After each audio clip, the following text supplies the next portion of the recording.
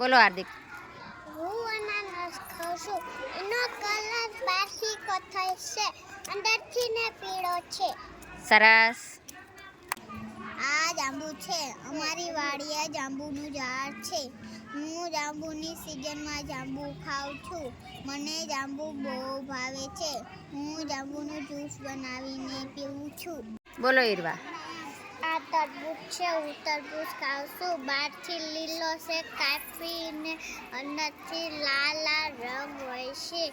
અને અમારી વાડીએ તરબૂચનું ઝાડ છે. શું હોય તરબૂચનું? હા, શું હોય તરબૂચનો? સરસ. બોલો ક્રિશા. ચીકુ અમારી વાડીએ છે.